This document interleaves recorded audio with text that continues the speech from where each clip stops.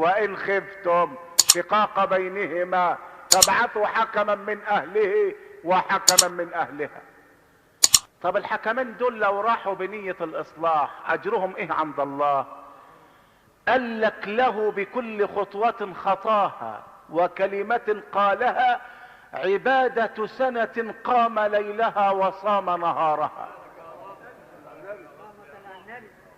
لا اله الا الله. في بعد كده عظمة للاسلام.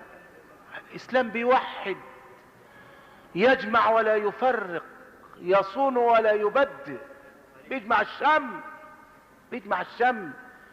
بيقول يا ناس لما تلاقوا واحدة غضبانة من جوزها ما تتفرجوش عليكم، يا ناس حرام عليكم روحوا طفوا النار، واللي هيروح يطفي النار له بكل كلمة وله بكل خطوة خطاها عبادة سنة قام ليلها وصام نهارها. بس يشترط في الحكمين وهم رايحين يصلحهم ان تكون نيتهم الاصلاح، ان يريد اصلاحا يوفق الله بينهما.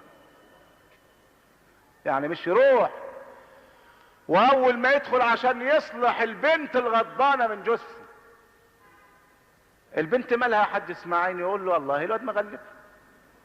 الراجل اللي عايز يصلح بقى يوم يستعمل المرهى، ما يستعملش صبغه اليود.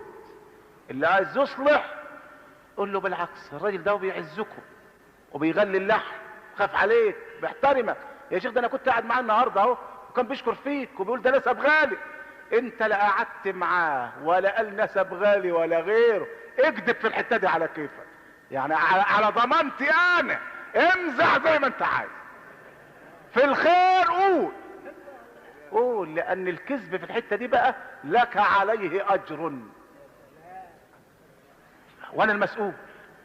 انا مستعد اختم لك بالاكلاشيه دلوقتي، انا المسؤول. امزح في الخير زي ما انت عايز.